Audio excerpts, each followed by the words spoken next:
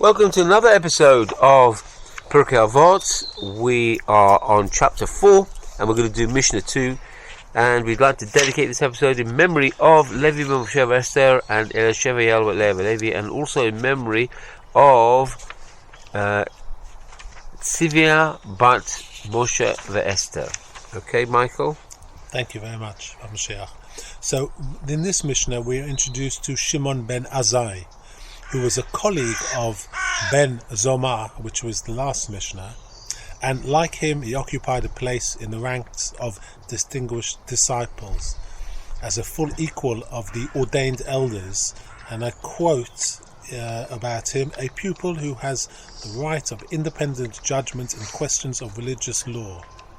End quote. The sages who knew him seem to have revered him mostly for his chassidut, his piety and loving kindness, for they taught, whoever sees Ben Azai in a dream may confidently hope to attain the quality of chassidut. Hillel taught Scripture's rule to love your neighbor as yourself as the central commandment of the written Torah, a view which Rabbi Akiva echoed. Ben Azai taught that to an even greater principle. Respect for man as a human being lies in the verse from Bereshis: this is the book of the generations of man. In the day God created man, he made him in God's likeness.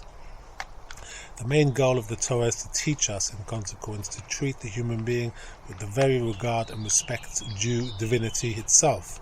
So strong was his thirst for Torah study that he found no time to marry, and so left it to others to fulfill the Torah's first commandment, which ensures the continuing habitation of the world. And I quote from the sages: when Ben Azai died, eagerness for Torah study was no more. So it's a really great man. And what does his Mishna say? Ben Azai Omer, Haverat l'mitzvah kala kalachumra u'boreach min ha'avera. Ben Azai said, run to a minor mitzvah to perform it as you would to a major mitzvah, important one, and flee from an avera. Shesachar mitzvah mitzvah. As for one good deed draws another in its wake. Sachar avera avera. And one transgression brings on another sin. For the reward of a mitzvah is a mitzvah, and the reward for a sin is a sin. So let's look at Rambam's interpretation of this Mishnah as regards run to a minor mitzvah as you would to a major mitzvah. And he says, we have already elucidated the explanation of this statement in chapter 10 of Sanhedrin, and the Rabbonim, Alav Shalom, have already brought attention to a wonderful innovation in the Torah, in which there is inducement to the performance of the commandments. And as we learn in Deuteronomy 4:41, then Moshe separated 3 cities in Transjordan. But that's talking about the Arei Miklat, the cities of refuge that Moshe Rabbeinu was assigned to make the foundations for. So there was supposed to be 3 outside Israel, 3 inside Israel. He knew he would never go into Israel, so he founded the ones outside of Israel, knowing that his task he would have just left it for it to be done, well, presumably by Yoshua. So this was the magnitude of his conviction, in that he started a task knowing that he didn't have the satisfaction of knowing that he would complete it himself. Yes, correct. So Rambam continues. Then Moshe separated 3 cities in Transjordan, whilst knowing that they would not be effective, as they would not have the status of cities of refuge until the 3 others in the land of Israel would be separated. They said in Makot 10a, our teacher Moshe, Alav Shalom, knew that these 3 cities in Transjordan do not shelter until the 3 cities of the land of Israel will be separated, as it is stated in Numbers 35:13. There shall be 6 cities of refuge. And he separated these nonetheless, since he said, since a commandment has come to my hand, I will perform it. And if our teacher Moshe, Alav Shalom, the fathomer of the truths, the most complete of the complete, was eager to add half of a positive commandment upon him, all of his rank and wholeness in this way, there is no need to say that those whose souls are leprous and their leprosy is strong and gaining should do so. So very interesting now. So let's also see what Rav Chaim of Volodin has to comment on this Mishnah. And he says regarding run to perform a mitzvah, he brings in the idea, the concept of the matzot. Guard the matzot. Just as matzot require guarding in order to prevent leavening, so too the mitzvot require guarding. If there is an opportunity to perform a mitzvah, seize it immediately. Do not allow it to ferment, for it may escape your clutches and be lost. We learn this in Mechilta on Shemot 12:17. And I quote from Baba Basra: "He who chases charity and kindness will find life, charity and honor." If someone pursues the mitzvah of giving charity, Hashem will provide him with the needed funds. Unfortunately, there are many paupers and therefore ample opportunities to perform this mitzvah. Yet one must pursue it in order to secure it. Certainly one must pursue other mitzvot which are not as accessible. Sin pursues man, making itself readily available. Man must flee sin in order to avoid becoming ensnared. Why this dichotomy? Man's soul is derived from a spiritual source and has a natural inclination to spirituality. If the evil inclination were not stronger than the good inclination, there would be no possibility for free choice. Man would follow the instincts of his soul and only choose good. Hashem created the Yetzer Hara as the stronger urge in order to allow for the practice of free choice. This Yetzer Hara clouds man's vision. It attempts to portray evil as good and as sin as a mitzvah. Torah is the light which penetrates the darkness and allows man to see with clarity. As it says in Tehillim, your word is a candle for my feet, a torch for my path. The Torah illuminates the path of my life and is a candle to carefully scrutinize every step. Hashem says, I have taught you the way of wisdom and led you on the path of fairness. When you walk, your steps will not be constricted, and when you run, you will not stumble. This we learn in Mishna 4:11-12. After carefully scrutinizing an issue under the microscope of the Torah, a person will know whether the proposed action is a mitzvah or not. He can then pursue it before it disappears, confident in the knowledge that he is running after a true mitzvah, not a sin cloaked in the mantle of goodness. We explained in the prologue that the performance of a mitzvah causes a person to be surrounded by an aura of holiness which cannot be penetrated by the Yetzer Hara. Run after even a minor mitzvah, for the aura of holiness which it provides will help you flee from sin.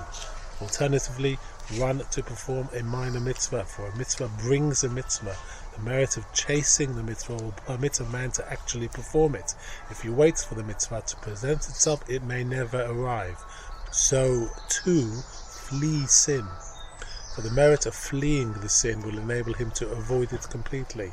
One sin brings on another. If he sins by being complacent, this will bring the actual sin in its wake. Another explanation may be as follows. Do not pursue a mitzvah for its reward, but because it is the will of Hashem. Do not avoid sin due to the fear of punishment, but because it contravenes the will of Hashem. The reward of a mitzvah is a mitzvah. It triggers a flow of goodness.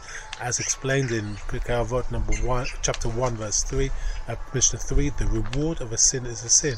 It naturally causes pain. This is explained also in Avot chapter 2 Mishna 1. When man suffers, the Shekhinah, as it were, suffers with him. Our prayers to alleviate the suffering should focus on the Shekhinah suffering. Again, this is explained in Avot, Perek 3, Mishna 2. Run to perform a mitzvah so that Hashem can fulfill His purpose in creation. This purpose is to do good to others. Flee sin so that Hashem will not have to suffer when man bears the natural consequences of his sin. And Rav Chaim comments on the quote, run to perform a minor mitzvah and flee sin.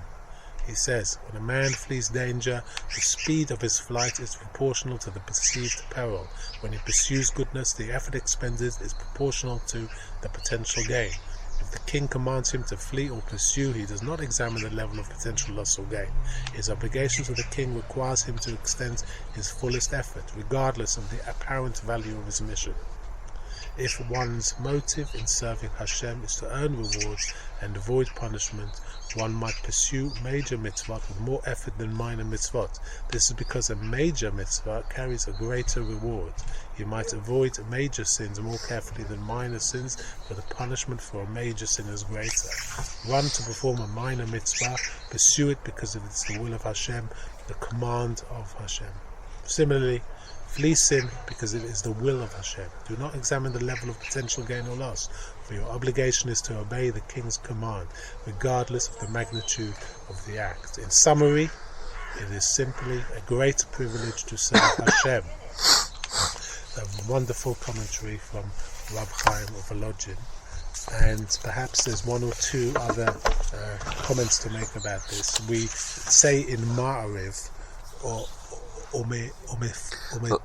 is it? Vahaser mimenu Vahaser hasatan milfanenu ume'acharenu. That's it, sorry. Remove Satan from before us and behind us. What does this mean? It means that the Satan is standing in front of us when we are ready to perform a mitzvah. He tries to convince us not to go ahead with our good plans, and gives us excuses and various ways of rationalizing that what we are doing is a waste of time, or better just relax and do nothing. But that's when he's standing in front of us. When he's standing behind us, he pushes us towards sin. He's whispering in our ear, do it. It's not the worst thing you could do. Don't worry, everybody else does it, or whatever. He's pushing you from behind. So this is why we say this in Ma'ariv. Remove Satan from before us and behind us. So you must also. Why does it talk about a small mitzvah, or he specifically mentions a single small mitzvah? We must realize that our path is led by small steps. The greatest journey is only started by a single step. We must remember this. As I mentioned in a previous Mishnah, I was talking about the completion of qualities or improving your characteristics can be like a child playing dot to dot. You must, as Rambam says, a steady accumulation of physical actions in the correct way imbues and sets your path straight and on a fixed way. So the same when a child is doing dot to dot, you must take small steps one by one, and eventually this has an effect on the mind as well. You convince your mind that what is the correct thing to do when you repeat something over and over again. Sin leads to sin. Look, if you end up going to nightclubs, you may meet the wrong people, and you'll end up meeting gangsters, and sin will lead to further sin, and trouble will follow trouble. Also, when you tend to do small sins, they can be as ineffective as small threads. But once you continue and you continue, you'll find that these threads will build up to a thick rope, which you could be unfortunately hung by. This is something that Rambam mentions. He mentions this. He says, "Do one mitzvah, and for Hashem will help you in ways that you do not realize. But do commit transgression, and you set forces in motion that will so-called grease the path for you to commit worse deeds." So that concludes this Mishnah. That's amazing. Thank you so much, Michael. I like the personal insights. So Bezrat Hashem will continue next week when we'll start the third Mishnah, which will be Al Tihi Vaz L'chol Adam. Don't be scornful of any person. So with that, we wish you a wonderful and blessed week.